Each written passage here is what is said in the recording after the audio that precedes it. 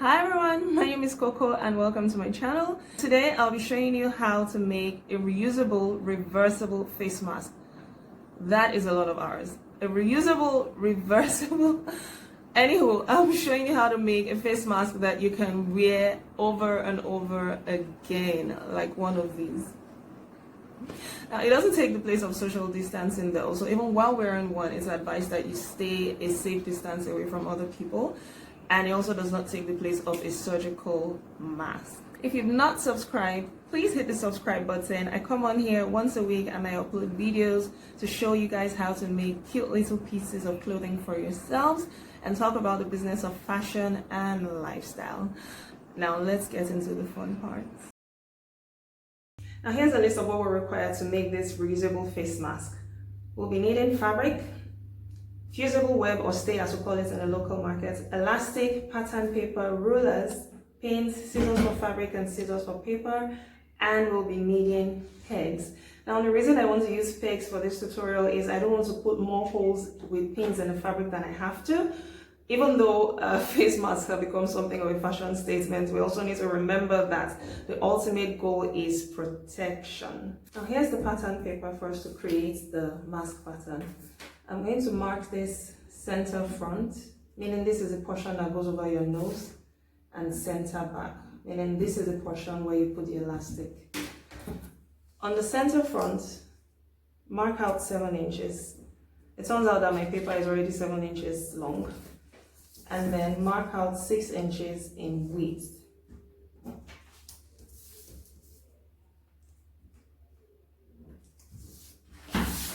Go ahead and connect those dots.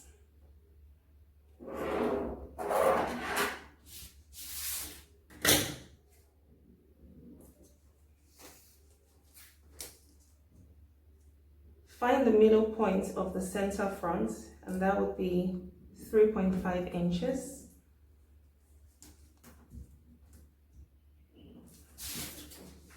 And connect those dots as well. On the top half, you're going to want to mark 1.5 inches in towards the center back. And on the bottom, you're going to want to mark 1 inch in towards the center back as well. You go ahead and connect those dots. Like this. And like that.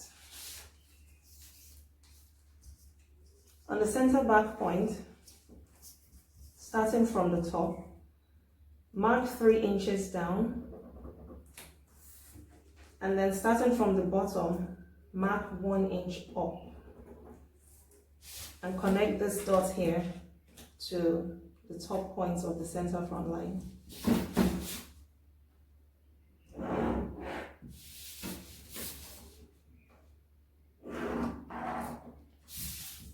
To give this a better fit, we're going to want to make this a curved line because this is the portion that sits around your eyes over your nose.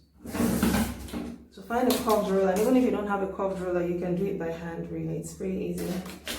And then make that line a curved line for better fit. And we're going to make this line in here a curve, the center front line. It's a bit sharp, so when you piece it together, this place will be rather pointy, and we don't want that. We want it to be comfortable even as much as it's protecting us. So we're going to put a small curve in there. I could have done that with this ruler, but I'm choosing to do it by hand, just in case you don't have that ruler. And there's your pattern. Next step is to cut the pattern out.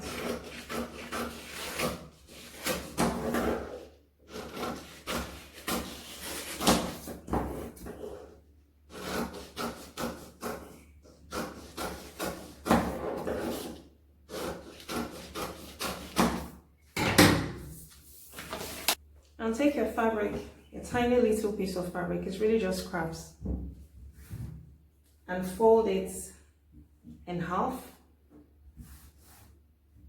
and then fold it one more time. So we have 4 pieces, 1, 2, 3, 4. And place your pattern paper on it, and this is where the pegs come in. So rather than using pins to hold it around and then putting more holes in the fabric, I'm going to use pegs to hold it in place. And go ahead and cut that out on your fabric.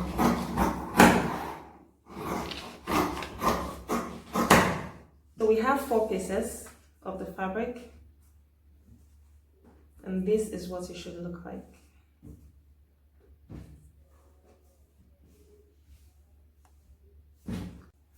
Let's go ahead and do the same thing for the interfacing fusible web, or stay as we call it. But in this case, we only need 2 pieces.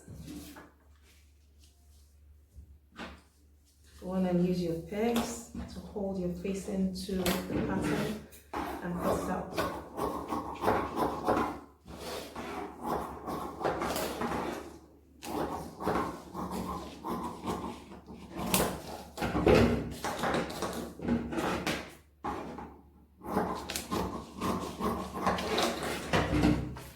It's time to piece the mask together. So take the shiny portion of the fusible web and attach it to the wrong side of one piece of the fabric, and do the same on the other side, and go on and give it a really quick press. Just remember to iron on the fabric and not on the fusible web.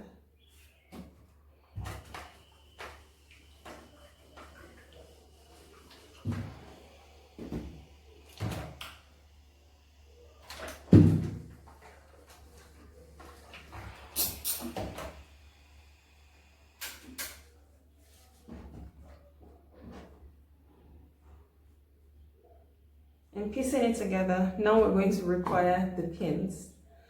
But please pin only the portion that you're going to be sewing on your machine and nowhere beyond. Reason being that if we put too many pins or put them in the wrong place, you will end up putting more holes in your fabric than you desire. And that will then leave it more, or rather, leave it less effective. So go ahead and put those pins in and sew it down this way.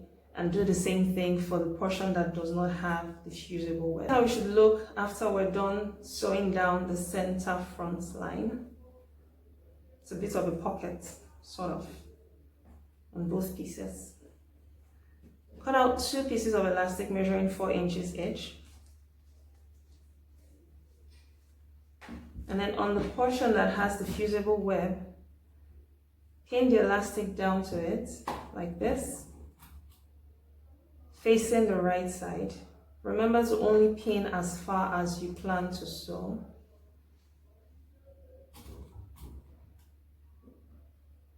And do the same thing for the opposite side.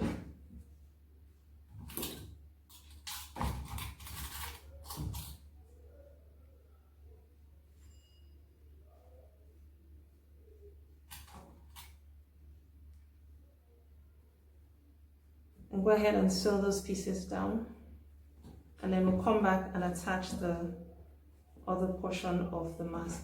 So I've gone ahead to attach the elastic like this.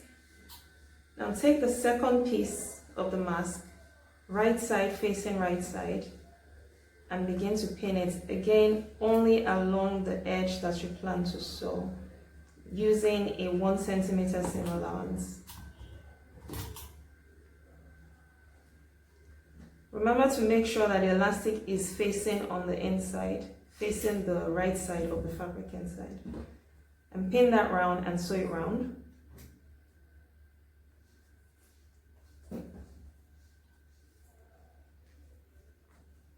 Leaving only one portion of it on the side where the elastic is to turn it back inside out when we're done sewing it. Here's what it should look like when you're done attaching both the back piece and the front piece. You go ahead and turn that inside out.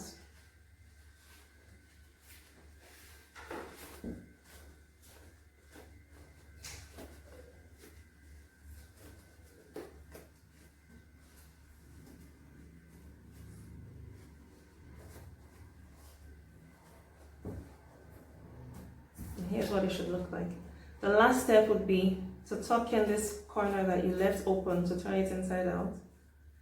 Tuck it in and sew it down by 1 centimeter. I've gone ahead and closed the small opening we left to turn it inside out, and the mask is ready. If you'd like, you can give it a quick press.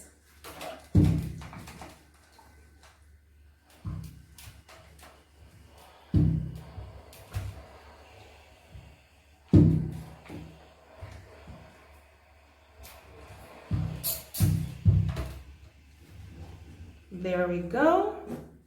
We now have a completed, reusable and reversible face mask.